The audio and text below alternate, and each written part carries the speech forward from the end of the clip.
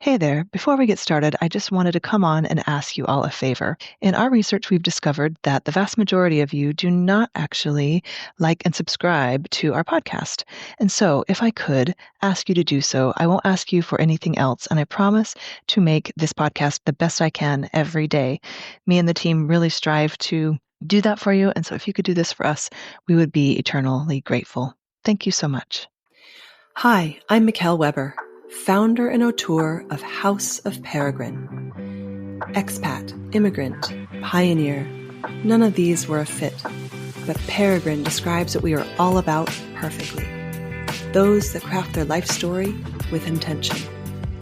I've spent the last 6 years in awe of the life-changing connections and stories I have experienced while living abroad, and believe it is time for this adventure to be recognized, celebrated, and elevated to the life stage that it is. Through these interviews, I hope to connect those living internationally more deeply to both the place they are living and with themselves and those around them. We cover everything from international finances and meaning-making to global parenting and relationships to make your time abroad more intentional, edifying, and full of beauty. Find us at houseofperegrine.com, where you can find more ways to connect with the ethos of Peregrine. I hope you enjoy today's guest. Let's get started. Hi, everyone. Today we have Eline Hausel, who's the founder of Young Expat Services, or YES. Through the Young Expat Services, Eline dedicates herself to helping families from abroad who have established themselves in the Netherlands due to their work. She helps parents find the right school for their child, organizes language lessons, and helps with general integration into Dutch culture. Additionally, she also organizes language and sports camps in the summer for children to work on their Dutch. After all, parents are only truly happy in a new country if their children are as well. Thanks so much for coming on, Eline. Thank you for having me, and thanks for your introduction. Yeah, great. I wanted to speak with you everyone knows we're currently based in Amsterdam to start, and you and your company, Young Expat Services, has been at the heart of that. So do you want to tell me a little bit about your background and what made you want to start this service? I'm a teacher as a background. I'm a special needs teacher, remedial teacher, and I was specialized in dyslexia. I had my own dyslexia office for children. Then we moved abroad with my family. I have 4 children. We moved to Hamburg. So I had to give up my work, and I just followed my husband and for his work. And when I was there, I started to work in the international school as a special needs teacher. After we had a wonderful time in Hamburg, and I loved the international life. I loved all the people from around the world. So when I came back to the Netherlands, I really missed the international environment. So I went back to my dyslexia office and I was like, oh, this is not what I'm looking for anymore. I want to be around international families. So I started my expat camp during the summer, where we teach Dutch as a second language and children doing sports. It was first meant for Dutch children living abroad and coming back during the summer, but it's also meant for internationals living in the Netherlands. And from that expat camp, there was a big company that reached out to me and said, could you help international families teaching their children Dutch that go to a local Dutch school? And from one thing came another. So that's when I started to start a new company to help internationals find the right school. It was actually because I started the expat camp and there were companies that needed this kind of help, because relocation agents weren't aware that a lot of internationals were going local, which is a totally different search. So what our company does is we help the internationals find the right school for their children, and we help them find preschools, daycares, primary schools, secondary schools, or the right university or HBO. And we also offer presentations on the education system in the Netherlands, and we help, and also presentations about raising bilingual children. We work for several companies throughout the Netherlands, and we work for municipalities. So that is in a nutshell. Yeah. Thanks for that. I wanted to go back really quickly to your own experience in Hamburg, because when we spoke about this briefly before, you and I really wanted to explore a little bit into what changed in you that made you crave that international community, if you will. What changed in you, and maybe what did you realize about culture that made that somewhere you were comfortable and craving?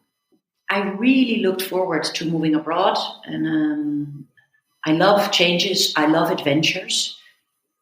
But when I came to Germany, I felt awful. I missed my own culture, and I was totally aware that I was living in a new culture. I was in a culture shock. But I thought that's never going to happen to me because I'm a very social person. I love adventures. I love new things. But everybody that moves to a new country gets into a culture shock. But I thought the country is next to the Netherlands. So why? We are probably quite close to each other. But this wasn't true. So I was suddenly aware of my own culture in a different culture.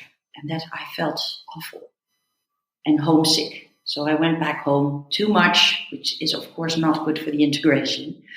But eventually, I got really happy in Hamburg. And I think sometimes you need to go through this period of culture change and being aware of your own culture and the new culture so that you can adapt to that new culture and know all these differences. So that really changed me, that it has such an impact on your personality in the beginning. Yeah. Do you also see that with your clients? Do you see that with your clients when they first arrive? Yeah. And I will tell them that you go through this change, because that's everybody that works for me has lived abroad. Because I think it's very important that you know what it is to move to a new country with or without your family, and that you're aware of all the different cultures and what it does with you. So it's very important, so that you show empathy, patience, and that you understand how they feel because you've been through it yourself. I absolutely love what you said about being aware of your own culture. So when you just live in the country you were born, I think you very eloquently brought this up, which was you just think that's normal and everywhere else is going to be like that. But when you move abroad, you become aware that you have a culture that's different than other cultures. Exactly. Yeah. And if you could, what do you see with your clients and with yourself? Like, what is that? Let's say, I think you're with them for the first few months. So before they arrive, and then the first few months, you're kind of providing heavy support. What patterns do you see in that transition? Well, they're very nervous in the beginning, and they actually get the first 6 weeks is like, they're in how do you say that, with pink glasses. They're very happy. Rose-colored glasses, we say, yeah. Yeah. The first 6 weeks, and after that, they fall down because of the culture shock. Our directness, the difficulty of finding a house nowadays, difficulty of finding a school. It's just a lot of hardship at the moment for the internationals. Yeah. In the beginning, and being aware that this is a totally different culture than their own culture. Yeah. And would you say, since you brought it up, so you've started Young Expat Services a while ago, so you've seen a change in, of course, the world has changed dramatically with COVID and the economy the way it is. But what changes have you seen since the beginning when you started your company until today? Well, more internationals are coming in. That's what I see, first of all. And second of all, it's more difficult for them to move into the Netherlands. And that's just cost, and it's just housing, schooling, waiting list for daycares, waiting list for preschool, waiting list for language schools. So people think it's easy to move here, but it's much more difficult than they think. And I think I've only been here 6 years, but I think that's true across the board. Like, I would say it's harder even for people who live here natively or they've grown up here. It's also harder just as hard for them to find a house and a school. So do you think it's just reflective of what's going on in the Netherlands in general? Yeah, I think it's what is going on. And it's also about a shortage of staff in schools, in preschools, in daycares. Right. And that's a huge problem. And getting a BSN number takes months. Yep. Finding a house, you do house viewings with 20, 30 other people. Yep. So it's very stressful. But I think once they're settled and everything is organized, they'll be fine and they'll be very happy in this country. But getting settled is not as easy as it used to be. Yeah. Okay. So that adds to the journey, but the same pattern remains. The 6 weeks of rose-colored glasses, then they kind of find their footing, and then is that where your journey sometimes becomes less involved in their lives. So the pattern is the 6 weeks, and you kind of help them through that, and then they're on their way. You send them on their way. Yeah, well, we help them find a school or a preschool or a daycare, and some companies offer Dutch lessons to help them integrate into the Dutch school. But after those 6 weeks, it stops. Yeah. I'm very happy that some companies offer presentations from us that we explain how this curve works, that after 6 weeks that you feel homesick, and what can you do with this homesickness. And so there are companies that offer these presentations and managing expectations, how this culture shock works. Yeah, I want to go back. So it sounds like there's 3 different things. I want to go back to how you advise people about how to choose a school, international or local. Can you speak a little bit about that? What you tell your clients when they're trying to make that decision? Because it is quite a big decision about what you experience while you're here. And so maybe you could talk a little bit about that if you don't mind. Yeah. Well, first of all, we find it very important that we talk to the family as quickly as possible. And I would love to talk to them from the country of residence or the country that they're from or where they live at the moment. So we always tell the relocation agents or the companies, can we talk to the families as quickly as possible?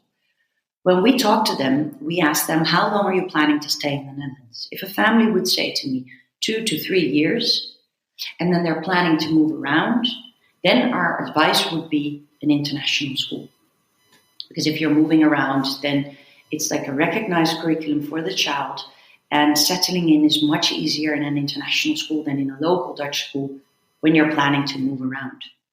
Most of my clients are planning to stay here forever, for 8 to 10 years or even more.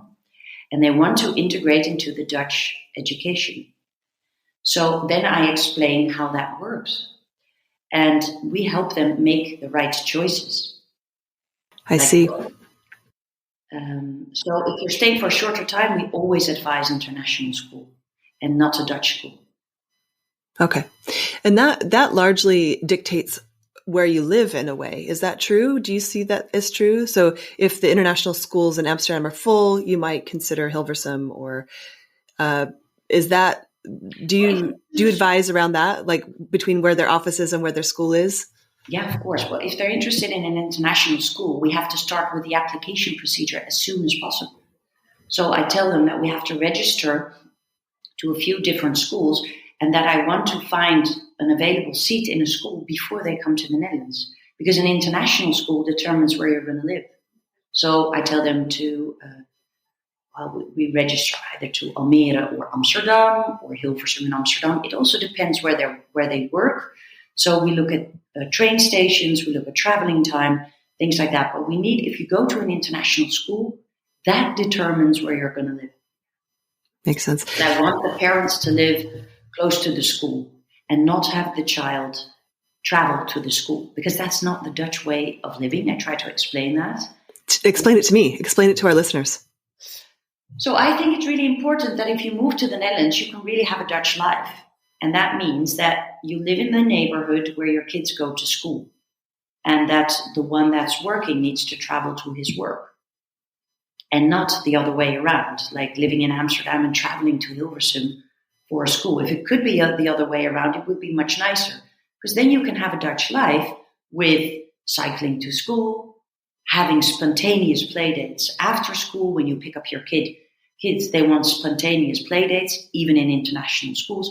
Then you can really have like a Dutch life in an international school. So I always tell them, live close to school and have the one that's working, travel to work.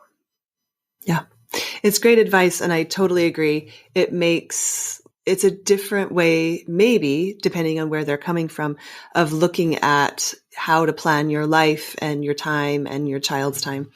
I think that I do wonder if it's something I enjoy about living here, is that perspective. And so once they settle into school, do you have tips for parents do you have anything you normally tell parents or children about their first few weeks at school?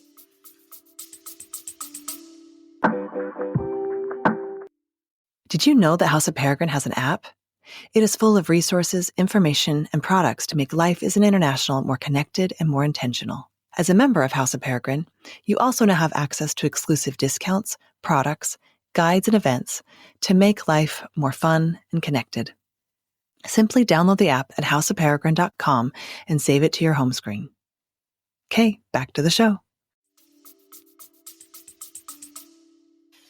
Yes. So I prepare them for the directness of the Dutch teachers and how our school works. I always tell them that every child is different when they go to school. So, and the children are in a culture shock as well. The culture shock is only shorter. And now I'm talking about the little ones, the 4 and the 5-year-olds that go into a local Dutch school. What you see can happen with the children depends on their personality.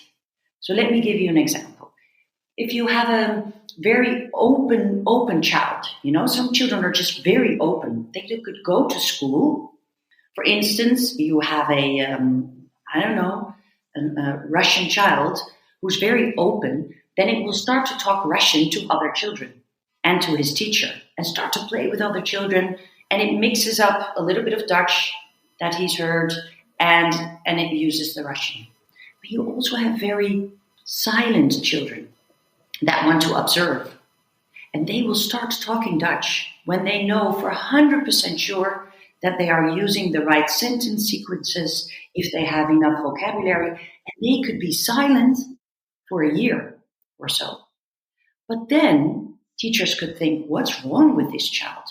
Does it have maybe autism because it's not talking? So I always tell the parents, and I try to tell the teachers as well when I place these children, be aware that you have a child that's learning a second language. And every child learns a second language on its own way. Some children don't talk. Some children keep talking. Some children get really mad and frustrated. They start biting and hitting. And then the parents are like, oh my gosh, what is happening? They never did this in their own country. But they're frustrated. And if we see this and we teach in the school, we will tell the teacher, this is normal. They're frustrated because they cannot communicate with the children. And that's why they bite. And so we try to prepare the teachers that they're dealing with a total new group coming into the school. But the thing is, the teachers haven't had anything about this while they were learning to be a teacher. Right. So it's really different to have all these cultures in school. And then I tell parents, if you're worried about your child, send the teacher an email that you want to talk about school and your children and how they're doing and how they're feeling at home. Don't talk to the teacher when they're standing at the door and saying good morning, because they don't have time for you. Ask her to reserve some time, and if you can talk to her in English about your child. That's great advice. Yeah. That's uniquely, that's cultural here too, right? The way the teachers want to be, the time they give and how they separate their time is cultural. It's not normal to go to the teacher and ask them, how was my son's day today? Because then she will have to do it like 30 times. Right. So you just pick up your child, just wave at the teacher and say, bye, see you tomorrow. Yeah. If you want to talk to her after school, but send her an email and give her the time.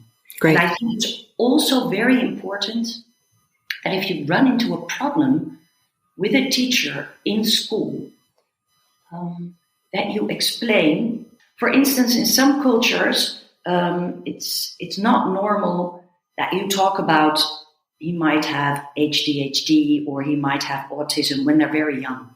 Because in other cultures, they start when they're 6 years old. Or in some cultures, if you're talking about these things, they don't want to hear it because they think they're rejected from life or something like that. But the Dutch are very normal with this. But if you tell the teacher that in your culture, if a child has autism, that your family is like rejecting you because there's something wrong with the child. Explain your culture, what this does to you.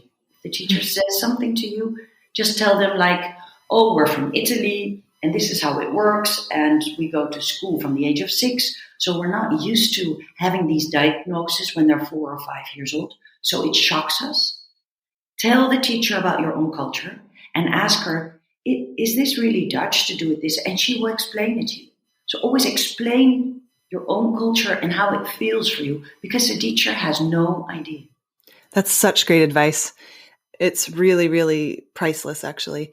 And so would you say it's too much, or is it too simplistic to say that there's less culture shock when you go to an international school than when your kids go to a Dutch school? Is that fairly accurate?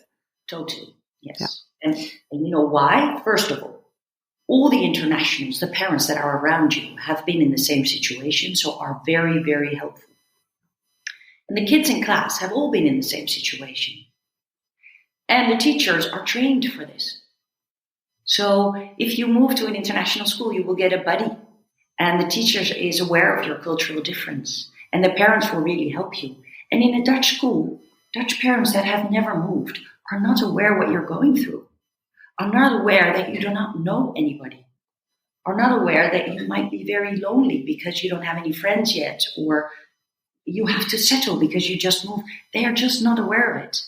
So if you are in a Dutch school and you really feel like you need some help, just tell the Dutch parents, because they are very nice, but you have to tell them like, I don't have any friends yet.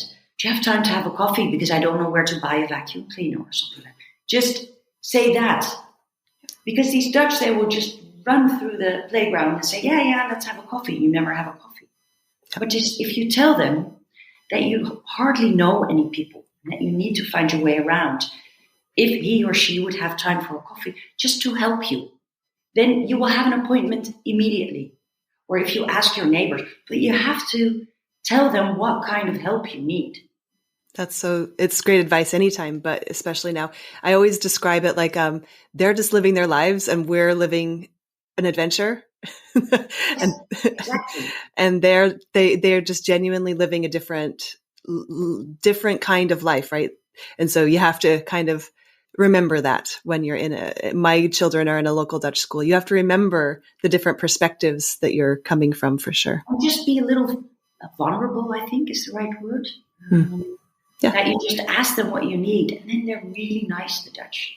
Yeah. Can you tell me how you explain Dutch directness? Because I think that it's such it's a topic all the time, but I think everyone explains it differently. So I want to hear your explanation. For me, it's very normal. It's just like the way of saying things. Just if you think something, you just answer directly from yes. I don't think it's a good idea. And that's why some parents are shocked when we're talking about schools, is that teachers are also very direct. But they would say, your kid is doing great in school, but, and then directly they go to the fields that they're not good in. That after 10 minutes and you leave the room, you think, what? We only talked about the bad things, but that's our culture. This is okay. We don't need to talk about that. But we need to improve on these fields. And they just directly talk about that. And then you move out. It's totally different than, for instance, from the American culture or the international culture. This will not happen in an international school. Right. And in an international school, you have more time. If you go to a parent-teacher conference in a Dutch school, it's really 10 minutes and no longer. You go in, you talk, and within 10 minutes you're outside and you think, to ask this and I forgot to ask that, and it's not a lot of time. It's like this. Yep. And that, what I would say from my experience is the Dutch directness is talked about a lot. But on the other side of that, when you get a compliment from a teacher or from anyone, it's really special. You know what I mean? Exactly. At first when I arrived and they would say, your child's doing really well in this, I'd be like, okay, let's get to the, but now if they say that, I really take it in because it is different from my culture where you just say nice things and everyone says nice things and then it's over. So that's the that's the thing I always say about Dutch directness is yeah, sure, maybe you're shocked sometimes, but the upside is the sunshine is really warm. So it's nice. But yeah, so that is really good advice and really good perspective. And so you prepare parents for that it's cultural. It's not personal.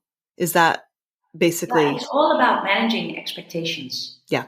And the better you manage these expectations, the happier the family will be. Of course. And and this is kind of the last bit I want to say, or we can move on to the next, but when you are placing kids in local Dutch schools, do you know that there are some that are more friendly to international kids, maybe are more equipped? And so do you try and maybe place families there in schools, that they'll be maybe more equipped to handle that? Of course, because these families need to be happy.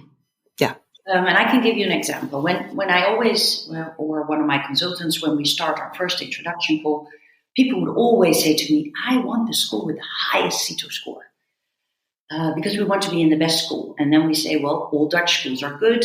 If you live in a good area, then, and you look at your neighbors, this is the population you will see in the school of your area. So then I say, it's not about schools with a high score. It's about schools having experience with learning Dutch as a second language. And it's about schools that have other international families. These two aspects are more important than looking at CITO.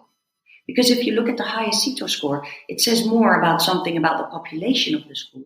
And probably all Dutch, all highly educated, and all children outside of school taking extra lessons to have a high score on the CITO. But as an international, you will not be happy in these schools because they don't know how to deal with Dutch as a second language. And it's very hard to make friends in a school like that. You need to be in a school where like 30% is also international so that they understand you and that you can help each other. And maybe they have a separate department for learning Dutch as a second language. So that is the most important aspect for a family. And right. Socially, and for your child as well. Yeah, socially for your child, and for you. I think we spoke about this a little bit of making friends for yourself is part of your integration process, and school is one of the sources of that. For parents, often is friends, and so and then kids also they have more in common as well. So that I totally see that in my time as well. I would like to add something to that. Like if you reach out to a school and you reach out with an English email or you reach out by phone talking English and they keep talking Dutch to you because they say we're a Dutch school and we're not going to talk English. Do you want to be in a school where you have a parent-teacher conference in Dutch? Yep. So what you see is when they have a button, an English button on the website, or they're open to English, or they have an open warning also in English, you actually really know that they're open to internationals. That's such good advice. If they want to talk English to you, they have the right to do that because you are in a Dutch school, which is totally for free. But then I think you're going to have a hard time. Yeah. I think everyone should just consider the amount of WhatsApp messages you're going to have to translate in Dutch, which if you're up for it it's a really great way to learn the language. But in my experience, I have 3 WhatsApp groups in Dutch every single day that are giving me very important information. So it's, So I think it's such good advice. It's good for your Dutch, so you can learn Dutch. But maybe you can ask, maybe you can team up with a parent who's organizing this and telling them, shall I translate all the messages for you that I do the English part and you do the Dutch part? I mean, you can be part of this process and help the Dutch to do it in English or something like that. Yep. Yeah, it just changes your experience, which is what you're speaking to so eloquently. Choose the experience you want to have, and you want your children to have very carefully. And these are the tips, which I think are really, really important when you first arrive. Okay. I wanted to also talk about the period of homesickness and some of your advice. So they found a school.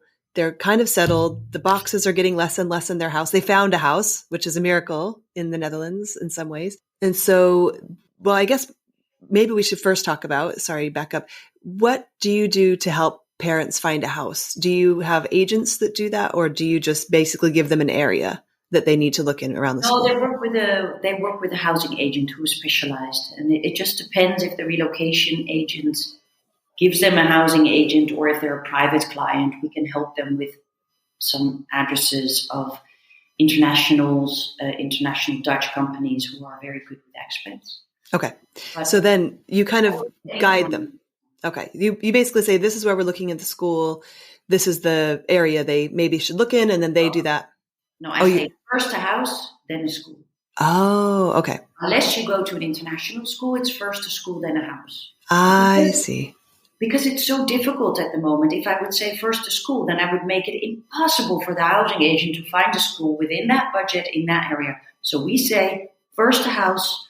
Once they sign the contract, we will find a school within 1 or 2 weeks for them in the area. Okay.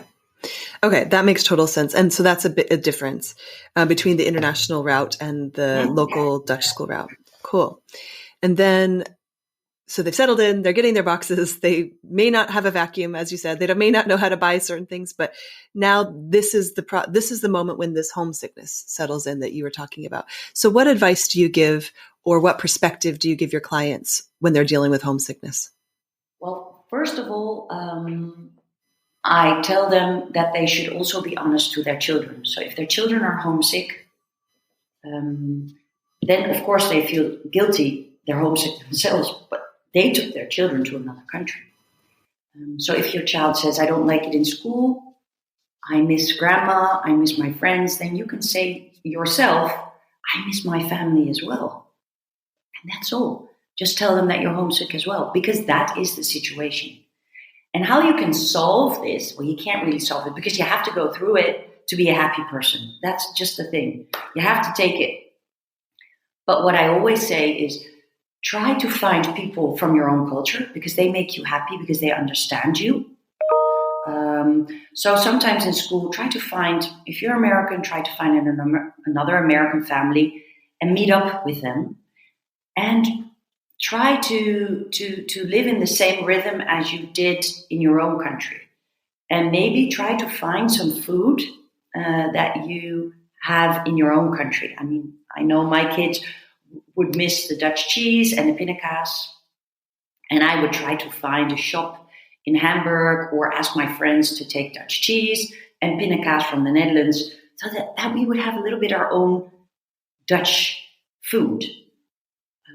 So I think, these are little things, but don't hide your homesickness because it's just a fact. As a parent and as a child, you're just in the middle of this. You'll get through it.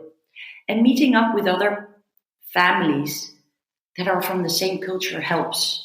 And I know you come to this country to integrate, but it's fine to start with your own culture and then broaden your perspective to other cultures and the Dutch culture. You can start with your own, and that will make you more happy over time.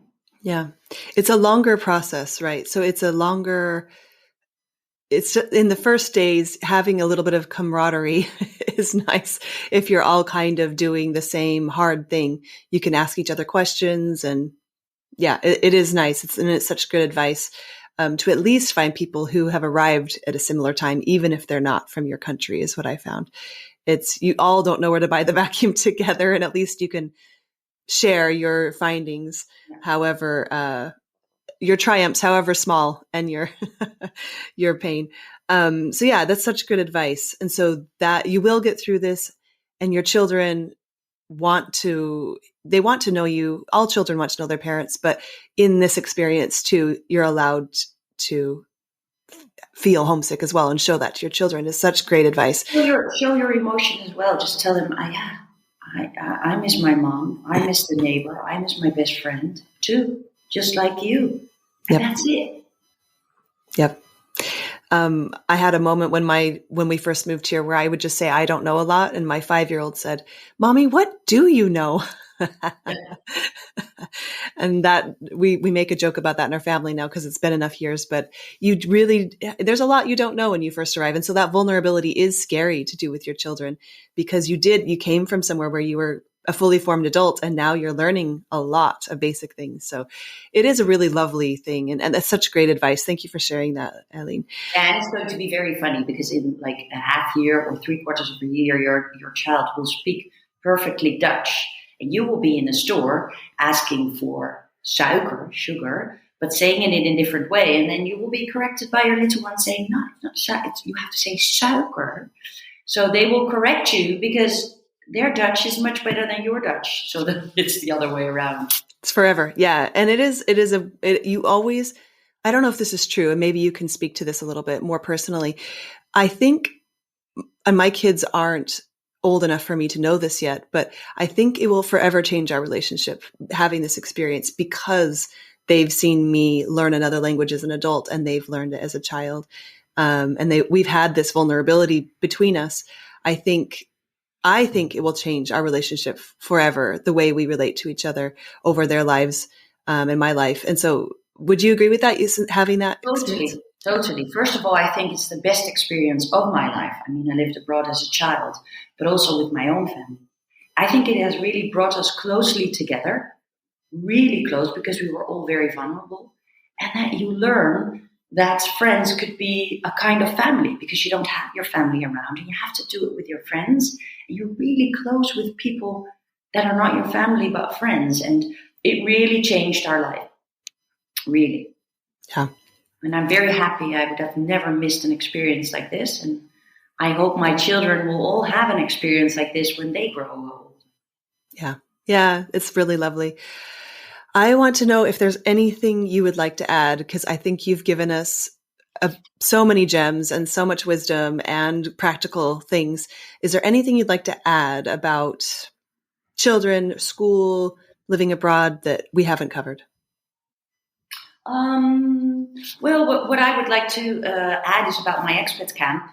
Perfect. That I started this for Dutch children living abroad, coming home during the summer and working on their Dutch and experiencing the Dutch culture, because I really missed this when I lived abroad, the camp feeling, the Dutch songs and making crazy jokes and dressing up and everything in orange and, the really directness and openness and loudness of the Dutch. So that's why I started expat camp.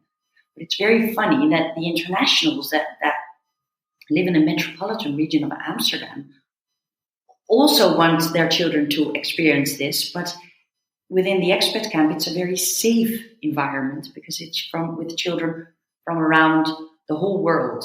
And it's just about this feeling that you want to give them really this Dutch funny feeling of how funny we could be, and how crazy we could be with camps and dressing up and singing and funny way of teaching and making quizzes from it and things like that. So that's what I mean by culture, that they really experience this. Mm-hmm.